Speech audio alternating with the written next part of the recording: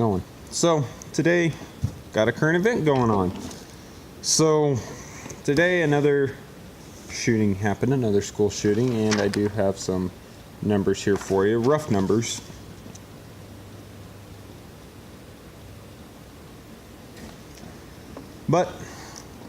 And I got some props. So the school shooting happened in Texas. And the kid didn't use an AR-15. What? I thought that's what only mass shooters used, was AR-15s or school shooters. Now, kid used a 12 gauge shotgun. There's 10 dead. There is 10 people dead and 10 people injured.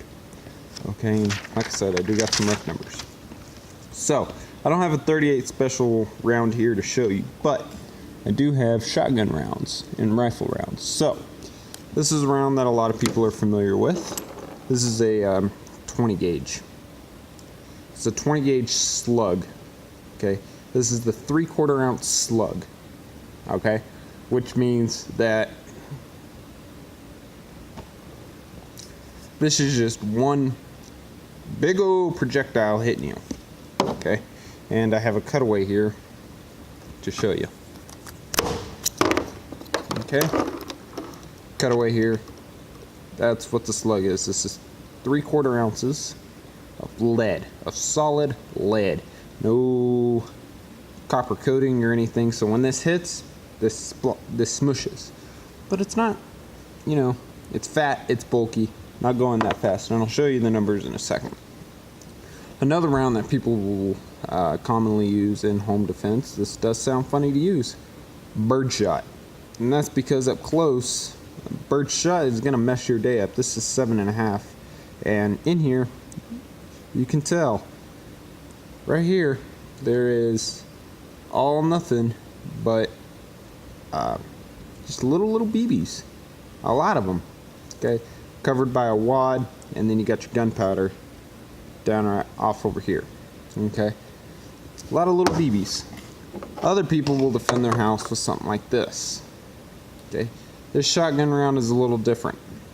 Okay, this is a Winchester PDX-1. These are what I have in my shotgun. Okay, this has a 1 ounce slug. This is a 12 gauge instead of a 20 gauge. The slug's a lot bigger. This is a 1 ounce slug with 3 double-aught buck pellets, which are a hell of a lot bigger than birdshot. Okay, this also has a filler into it. It's called Grex. Okay, this will mess your day up. This will mess your day up. And this will definitely mess your day up. Okay, this will also mess your day up. These all three of these would mess your day up. Okay, and to give you a rough estimate of a 12 gauge slug out of a barrel, okay, this PDX-1 will leave the barrel at around 1,150 feet per second out of my shotgun. A normal slug will leave out of the barrel at about 1,800 feet per second, and with that it carries 3,100 foot-pounds of energy behind it, which means anything that it hits is not in for a good day.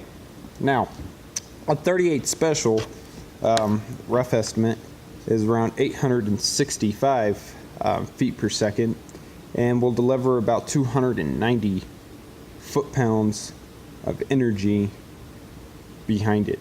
Okay, mind you, that's enough to do a lot of damage.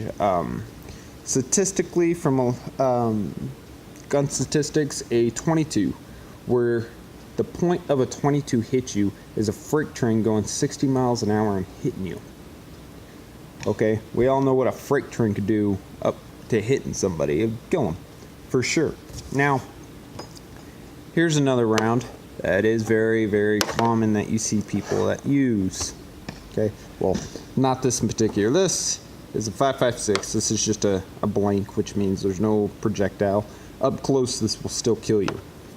Okay, here is a 5.56. This is just a green, and here is a 223. Okay, I also have another 5.56. Let me grab it. thought I had it. I guess, oh, wait, here it is. Here's another 5.56 round. This is a hollow point, and it doesn't look like a hollow point because it has this little plastic tip into it. But when that plastic gets hit, it just squishes right back into the round and opens up. Now, this is a 223. Okay. This is a 5.56. Okay. Little different. Not totally. You're not going to be able to tell, but yes, these are two different rounds. Okay. They're two different rounds. Okay. A 5.56 and a 223 are the same bullet, but they're packed differently. The 5.56 is packed hotter than what the 223 is. Okay. Which means that you don't want to fire a 5.56 from a rifle that only shoots a 223, but you can shoot a 223 out of a 5.56, no problem. Okay. And all these rounds are a little different. This green tip is a mild core armor piercing round. Not really. This is a full metal jacket, the 223, and this 5.56 is a hollow point. Okay, now to give you some statistics on this, a 5.56 will leave out of a barrel with 3,260 feet per second and have 1,294 foot-pounds of energy behind it. Little bullet. This is a very little bullet, but it's still packing a lot of heat. Okay, and that's for a 55 grain round. This is a 55 grain bullet. Okay, and again, a 12 gauge shotgun is 1 ounce slug at least. Now, here's another round that a lot of people know. This is a 7.62 by 54R. Big bullet. Okay, it's in between a 308 and a 30-06. Pretty big round. Okay, when you compare it to something like a 5.56. And mind you, I do have a bullet here that's a lot bigger than all of these. Okay, here, look it up. Look at that. A lot bigger. Okay. So what is that in turn to? So this bullet is definitely moving a lot faster than this bullet, but this one's putting in a lot more energy when it hits them than what this does. This leaves out of a barrel at about 2,610 feet per second, but it hits with the energy of 2,650 feet per second. I mean, sorry, not feet per second, foot-pounds. Where this only hit at a little over 1,000. Okay, so this round is a lot bigger. Okay. Now I don't have it with me, but a 30-06 leaving out of a barrel leaves out at about 2,600 feet per second and carries a little over 2,250 foot-pounds. A lot of weight because a 30-06, this is a 30 caliber bullet, but a 30-06 is bigger than both of these. And mind you, this is a this is a 148 grain. The numbers that I had is for 174 grain. So this bullet being a little lighter is going to go a little faster and have a little bit less energy when it hits something. But it's still going to be more than this. Okay, it's got a lot more powder, it's got a lot bigger of a casing, and it's still a bigger bullet. Okay, look at that, still a lot bigger of a bullet. Okay, now I got a round here that's bigger than all these put together. Okay, this round, I'll show you the casing, is a 50 BMG. Okay, damn it. Well, I'll have to light that back up. This round is almost is bigger than the casing of a 7.62 by 54R. This round is bigger than a 5.56. Not as big, almost the same size. Almost the same size as a 12 gauge, just a tad shorter, not by much. Not when you look at the casing. Okay, this is a 50 BMG, and this wasn't the same 50 BMG that came out of this casing, but you get the point. Okay, casing size. Here you go. Here you go. This round was, is used by our military. It's used by our military. In fact, this is a Barrett 50 BMG casing. This was actually fired out of a rifle that my dad owns. But look at that. Look at that. A lot bigger of a casing. Now, what does that turn to? Okay, this is not an 800 grain projectile. This is only a 700 grain projectile. But for 800 grain projectile, it's leaving the barrel of a rifle or a machine gun at 2,890 feet per second with over 14,000 foot-pounds behind it, which means this hits you and it blows you apart. This hits you and will blow you apart. This will hit you and go right through you, still kill you. Okay, this is a big round too, and that's what okay, now where am I getting at with this? What I'm getting at is it destroys the anti-gun people's logic, because they're saying that most people, not most people, all mass shooters use a 5.56. This kid used a 12 gauge shotgun and a 308 and a 38 special. Okay, he used a handgun and a shotgun that his dad legally owned, which means now they're going to say that these guns need to be locked up. I bet you those guns were locked up.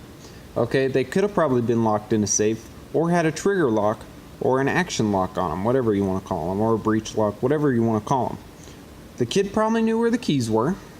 He probably knew the combination to the safe. Okay, or they weren't locked up whatsoever. My guns aren't locked up. My dad's aren't locked up. But hell, you guys know we keep 2 Glocks in our center consoles, one in my side of the couch and one in my dad's side of the couch. And we do have little ones that come over.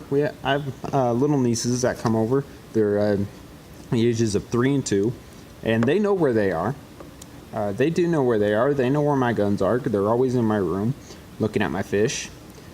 But they know not to touch them. They've touched my dad's gun once, his Glock once.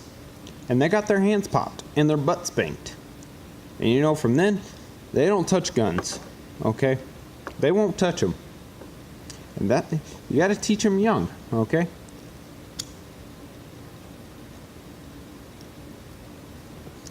You got to teach them young. When you teach them young, they don't do stupid shit.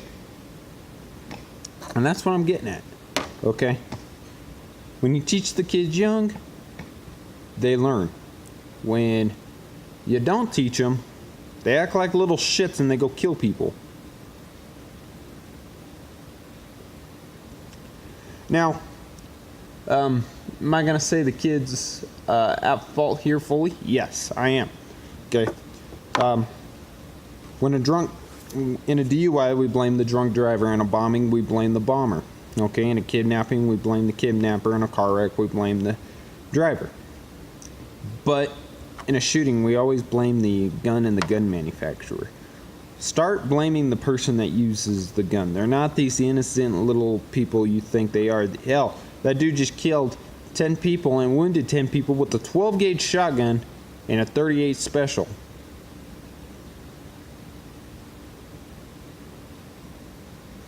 Is it time now to ban assault shotguns, pump actions? No, it's not. Get over it. Certain guns aren't going to be banned, especially in Texas. It's not going to happen. On that note, guys, hope you enjoy it, and I will see you next time.